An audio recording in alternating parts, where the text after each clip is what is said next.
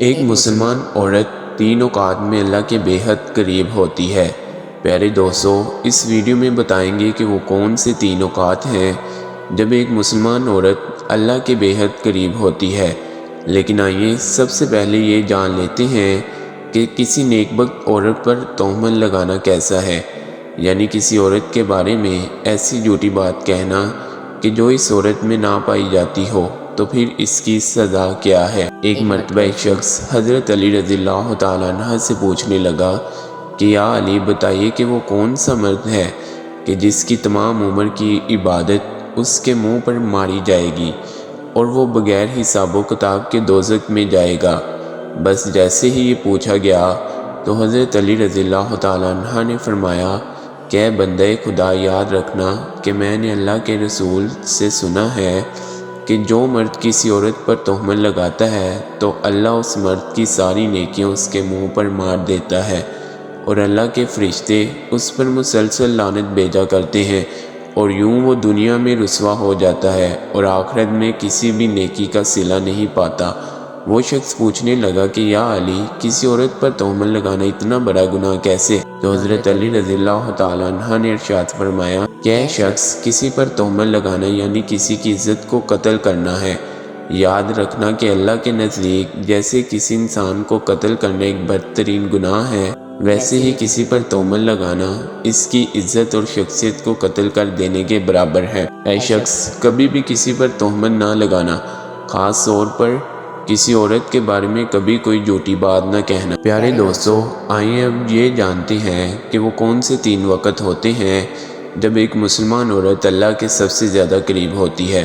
حضرت علی رضی اللہ تعالیٰ عنہ سے پوچھا گیا کہ اللہ کے سب سے زیادہ نزدیک کون ہے؟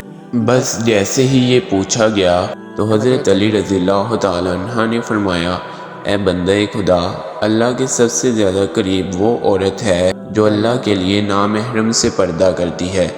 اے بندے، یاد رکھنا کہ اللہ سبحانہ و تعالیٰ نے عورت کو رحمت کا مجسمہ بنایا ہے تاکہ وہ ہر گھر کو اللہ کی رحمت سے بھر دے۔ میں نے اللہ کے رسول سے سنا ہے کہ اللہ نے ہر عورت کے لیے ایک فرشتہ مقرر کیا تاکہ وہ عورت کے دل کی آواز کو سنے اور فوراً اس کی دعا کو اللہ کے دربار میں پہنچا دے۔ لیکن افسوس تو یہ ہے کہ جب ایک عورت بے پردگی اختیار کر کے زندگی گزارتی ہے تو وہ فرشتے اور اللہ کی رحمت عورت سے دور ہوتی جاتی ہے، اور یوں عورت دکھ اور تکلیف کا شکار ہوتی جاتی ہے۔ اے بندہ خدا، یاد رکھنا کبھی بھی کسی باپردہ عورت کا دل نہ دکھانا، کیونکہ نیک عورت کی بد دعا آسمانوں کو چیرتی ہوئی اللہ کی رضا بن کر کائنات میں نافذ ہو جاتی ہے۔ سبحان اللہ۔ پیارے دوستو، حضرت علی رضی اللہ تعالیٰ عنہ کے فرمان سے ثابت ہے کہ عورت جب باپردہ حالت میں ہوتی ہے تو وہ اللہ کے بے حد قریب ہوتی ہے۔ ناظرین کرام، ایک عورت کا اللہ کے قریب ہونے کا دوسرا وقت وہ ہوتا ہے جب وہ پردے کی حالت میں رہتے ہوئے اپنے گھر کے اندر نماز ادا کرتی ہے۔ ایک مرتبہ ام حمید رضی اللہ تعالیٰ عنہ رسول اللہ صلی اللہ علیہ وسلم کے پاس آئیں، کہتی ہیں یا رسول اللہ صلی اللہ علیہ وسلم، میرا جی چاہتا ہے کہ میں آپ کے ساتھ نماز پڑھوں۔ سوچیں اس سے بڑی کوئی تمنا یا اس سے بڑی کوئی خواہش ہو سکتی ہے؟ رسول اللہ صلی اللہ علیہ وسلم کی امامت میں نماز پڑھنے کا موقع مل جائے، اس سے بڑا بھی کوئی خوش نصیب ہو سکتا ہے؟ اچھا ذرا آگے کی بات بھی غور سے سنیے گا۔ رسول اللہ صلی اللہ علیہ وسلم نے فرمایا، میں جانتا ہوں کہ تم میرے ساتھ نماز پڑھنے کو پسند کرتی ہو، لیکن رسول اللہ صلی اللہ علیہ وسلم نے فرمایا تم اپنے دار یعنی اپنے گھر میں نماز پڑھو گی، وہ کسی مسجد میں جا کر پڑھی جانے والی نماز سے بہتر ہے۔ رسول اللہ صلی اللہ علیہ وسلم نے فرمایا چھپ کے جو عورت نماز پڑھے گی وہ سب سے بہتر ہوگی۔ ام حمید رضی اللہ تعالیٰ عنہ نے جب یہ بات سنی تو وہ واپس گھر چلی گئی۔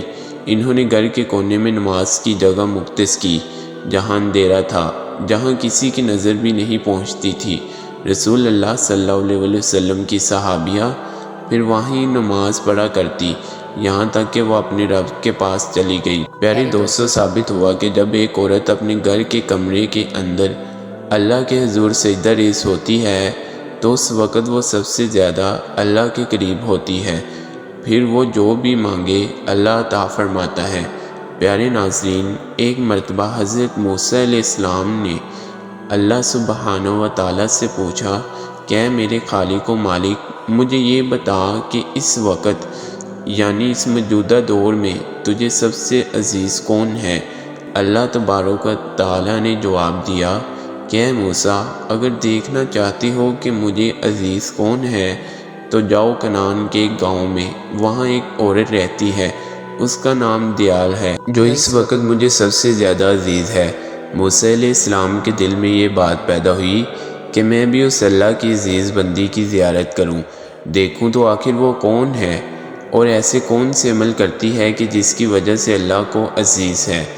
موسیٰ علیہ السلام چلتے رہے، بڑھتے رہے، اس گاؤں پہنچے تو کیا دیکھتے ہیں کہ ایک ٹوٹا ہوا گھر ہے اور اس ٹوٹے ہوئے گھر میں ایک عورت رہتی ہے جس کے نہ ہاتھ ہیں نہ پاؤں ہیں اور نہ ہی آنکھیں ہیں نہ ہی کان، صرف ایک زبان ہے جو اللہ سبحانہ و تعالیٰ کا شکر ادا کر رہی ہے۔ موسیٰ علیہ السلام نے دیکھا اور دل ہی دل میں کہا کہ اے میرے پاک پروردگار، تو نے تو اس عورت کو کسی نعمت سے نہیں نوازا، پھر بھی یہ تیرا شکر ادا کر رہی ہے۔ بس موسیٰ علیہ السلام کا یہ سوچنا تھا کہ وہ عورت کہنے لگی، اے موسیٰ، تو اللہ کا نبی ہوگا، لیکن میرے اللہ کے لیے یہ نہ کہو کہ اللہ نے مجھے کچھ نہیں دیا، اللہ تعالیٰ نے مجھے جو کچھ دیا ہے میں تو اسی کا شکر ادا نہیں کر سکتی۔ تو حضرت موسیٰ علیہ السلام نے پوچھا کہ وہ کیسے؟ تو عورت کہنے لگی، اے موسیٰ، اگر اللہ مجھے قدم دیتا اور میں ان قدموں سے چل کر باہر جاتی تو یقیناً گناہ کرتی، لیکن اللہ مجھے عزیز رکھتا ہے، اس لیے ایسے تمام گناہوں سے بچا لیا۔ اگر مجھے ہاتھ دیتا تو شاید میں اللہ کی مخلوق پر ظلم کرتی، تو اللہ نے مجھے ان گناہوں سے بھی بچا لیا۔ اگر آنکھیں دیتا تو شاید کہ میں نامحرموں کو دیکھتی، تو اللہ نے مجھے ان گناہوں سے بھی بچا لیا۔ اگر اللہ مجھے کان دیتا تو شاید میں گانا بجانا سنتی، غیبت سنتی، اس لیے اللہ سبحانہ و تعالیٰ نے مجھے ان گناہوں سے بچا لیا۔ صرف مجھے ایک زبان دی ہے تاکہ میں اس زبان سے اس کا شکر ادا کر سکوں، اور اللہ سبحانہ و تعالیٰ نے میری روح کی آنکھوں کو اتنا منور کر دیا ہے کہ میں نے کبھی تمہیں دیکھا ہی نہیں، پھر بھی میں تجھے پہچانتی ہوں۔ تو بتاؤ کہ میں اس کریم و رحیم اللہ کا شکر کیوں نہ ادا کروں؟ تو پیارے دوستو، یہ سن کر موسیٰ علیہ السلام رونے لگے اور کہنے لگے کہ تمہارا ایمان تمہیں اللہ کے قریب کرتا ہے۔ تو ثابت ہوا کہ اگر اللہ کسی عورت پر کوئی آزمائش ڈالتا ہے تو اسے چاہیے کہ اس آزمائش پر راضی ہو جائے اور ہمیشہ اللہ کا شکر بجا لائے، کیونکہ ایسی عورت جو آزمائشوں کے باوجود اللہ کا شکر گزار ہوگی، پھر یہی وہ وقت ہے جب وہ اللہ پاک کے بے حد قریب ہو جاتی ہے۔ اللہ تبارک و تعالیٰ سے دعا ہے کہ نیکی کی بات کو سننے، سمجھنے اور اس پر عمل کرنے کی طاقت و توفیق عطا فرمائے، آمین یا رب العالمین۔ پیارے ناظرین، درخواست ہے کہ میری آج کی اس معلوماتی ویڈیو کو لائک اور شیئر کر دیجئے اور میرے اسلامی اصلاحی چینل کو زینین وائس کو سبسکرائب کر لیں۔ جزاک اللہ خیرن کثیرہ۔ اللہ ہم سب کا حامی و ناصر ہو۔